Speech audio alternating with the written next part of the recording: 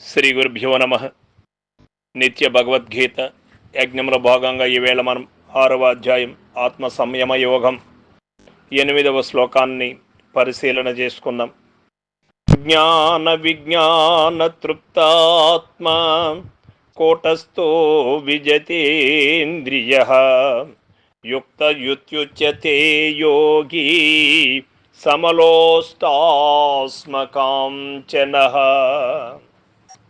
భగవానుడు చెబుతూ ఉన్నాడు, శాస్త్రజ్ఞానం అనుభవ జ్ఞానములచే తృప్తి నొందిన మనస్సు గలవాడును, నిర్వికారుడును, ఇంద్రియములను లెస్సగా జయించిన వాడును, మట్టిగడ్డ రాయి బంగారమును మూడిటిని సమముగా చూచువాడునకు యోగి యోగారూఢుడని ఆత్మానుభవ యుక్తుడని చెప్పబడును. యోగమనగా కలయిక, జీవ బ్రహ్మైక్యము. అట్టి ఐక్యమును కలిగించు ప్రయత్నమును యోగమని చెప్పబడును. అట్టి ప్రయత్నము ఆచరించువాడు యోగి. యోగులు అనేకులున్నారు. అనేకుల యోగులు ఉన్నప్పటికీ అందు ఆరూఢత స్థితి నొందిన వారు చాలా అరుదు. అట్లు ఆరూఢ స్థితి నొందిన ఉత్తమ యోగుల యొక్క లక్షణములెవ్వియో ఈ శ్లోకమును వివరింపబడినవి. కావున ఒకానొకడు పరిపక్వ దశ నొందెనా లేదా అని ఈ గురుతులను బట్టి మనం తెలుసుకొనవచ్చును. అవి ఏవి అనినా, జ్ఞాన విజ్ఞానములచే తృప్తి నొందుట, కూటస్థుడై నిర్వికారుడై ఉండుట, ఇంద్రియములను లెస్సగా జయించుట, మట్టిగడ్డ రాయి బంగారము వీనిని సమముగా చూచుట. ఈ 4 సులక్షణములు సాధకునకు అత్యంత ఆవశ్యకములు గనుక వానిని గురించి మనం తెలుసుకోవలసిన అవసరం ఉన్నది. ఈ 4 సులక్షణములు కలిగినటువంటి వాడే నిజమైనటువంటి ఆరూఢత స్థితి పొందినవాడు అని మనం తెలుసుకోవలసి ఉంటుంది. మనములను మనమే ఆ విధంగా పరిశీలించుకోవలసినటువంటి అవసరం ఉన్నది. గీత యందు భగవానుడు అచ్చటచ్చట జ్ఞాన విజ్ఞానములను వేర్వేరుగా చెప్పుకొని పోవుట గమనించదగి ఉన్నది. జ్ఞానమనగా శాస్త్రాదుల ద్వారా, గురుపదేశము ద్వారా, పెద్దల బోధల ద్వారా తత్వమిట్టిది అని తెలుసుకొనుట. విజ్ఞానమనగా అట్టి తత్వమును పూర్ణముగా అనుభూతమనర్చుకొనుట. జ్ఞానమనున్నది పాకశాస్త్రమును నేర్చుకొనుట వంటిది.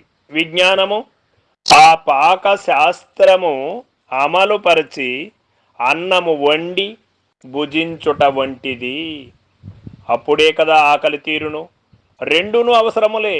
మున్ముందు పరమాత్మ యొక్క తత్వం ఇట్టిది అని ఎరింగి ఆ పిదప దానిని సాక్షాత్కరించుకొనవలెను. మొదటిది జ్ఞానము, రెండవది విజ్ఞానము. జనులలో కొందరు జ్ఞానమాత్రముతో తృప్తి నొందుతున్నారు.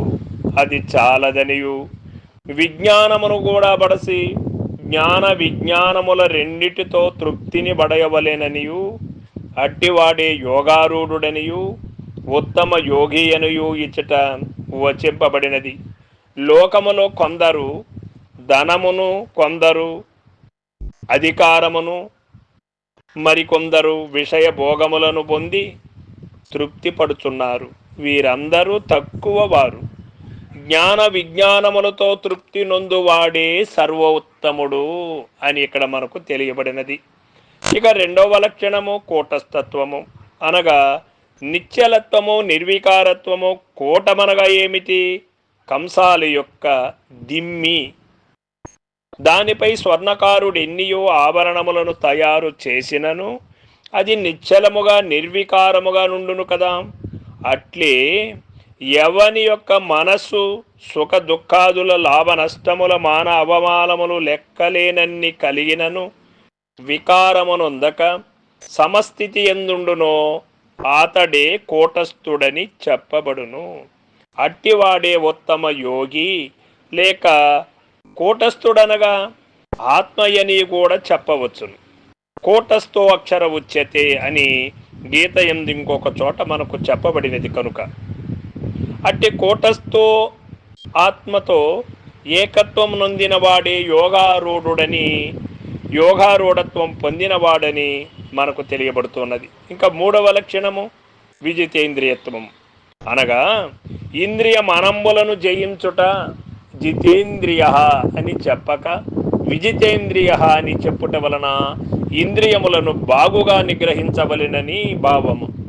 వాసనలు ఏమాత్రము శేషించి ఉన్నను అవి తిరిగి సాధకుని రెచ్చగొట్టగలవు గనుక వానిని సమూలముగా దృంచివైచి ఇంద్రియ మనంబులను పరిపూర్ణముగా అదుపులో నుంచుకొనవాడే జితేంద్రియుడు, వాడే నిజమైనటువంటి విజితేంద్రియుడు అని మనకు తెలియబడుతూ ఉన్నది. ఈ కార్యమున తత్వ విచారణ చక్కగా సహాయపడగలదు. కావున వివేక వైరాగ్యాదులచే ఇంద్రియ మనములను లెస్సగా నిగ్రహించి యోగారూఢత్వమును పొందవలయును. ఇక యోగారూఢుని 4వ లక్షణం ఎట్టిది? సమదృష్టి. మట్టి, గడ్డ, రాయి, బంగారము వీనిని సమముగా చూచుట. మట్టిని రాతిని సమముగా చూచుటలో ఏ కష్టమును లేదు, కానీ రాతిని బంగారమును సమముగా చూచుటలో ప్రయాస కలదు. కొన్ని ఉపాయముల చేత అట్టి స్థితి చేకూరగలదు. అవి ఏవి అనినా, ఈ ప్రపంచమున సమస్త పదార్థములను పంచభూతముల యొక్క వికారములే అయి ఉన్నవి. చెట్టు, పుట్ట, సూర్యుడు, చంద్రుడు, దేహము, రాయి, బంగారము అన్నీ పంచభూతాత్మకములే కదా.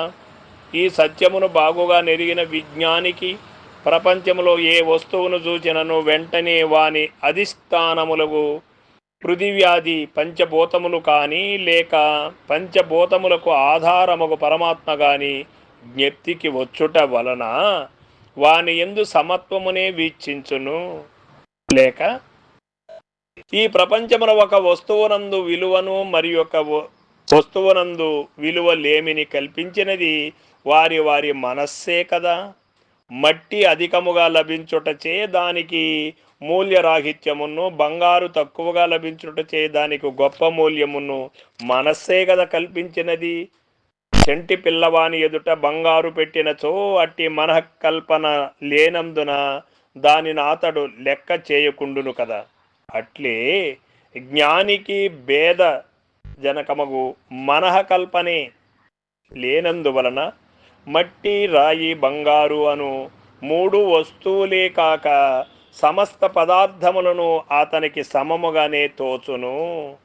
ఆరూఢ స్థితిని బడసిన యోగికి బ్రహ్మము ఆత్మ ఒకటేయే సత్యముగను దృశ్యమంతయు స్వప్నము వలె మిథ్యగను తోచును. కావున లేని ఈ జగత్తునందు ఒకటి అల్పమేమి ఒకటి అధికమేమి, స్వప్నమందు రాజు సామాన్య పౌరుడు ఒకటియే యగునట్లు ఉత్తమ యోగికి రాయి, బంగారు మొదలైన మిథ్యారూప దృశ్య వస్తువులన్నింటి యందును సమత్వమే గోచరించును కదా.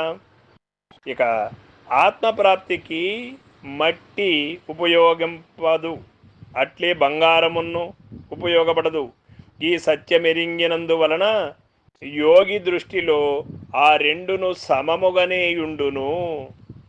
ఆరూఢ స్థితి నొందిన ఉత్తమ యోగి యొక్క లక్షణములివ్వి అనే ప్రశ్న మనకు మొదలైనప్పుడు శాస్త్రజ్ఞాన అనుభవ జ్ఞానములు రెండునూ కలిగి వానిచే తృప్తి నొందియుండుట, నిర్వికారుడై అనగా కూటస్థుడై ఉండుట, ఇంద్రియ మనంబులను లెస్సగా జయించుట, ఈ లక్షణాలు కలిగినటువంటి వాడు ఆరూఢత పొందినవాడు అని మనకి ఇక్కడ తెలియబడినది. చివరి లక్షణమగు అట్టి సమదృష్టిని ఇంకను వివరించి చెప్పుచున్నాడు భగవానుడు 9వ శ్లోకమునందు. రేపటి రోజున తెలుసుకుందాం. సర్వం సద్గురుపాదార్పణమస్తు. జై గురుదేవ.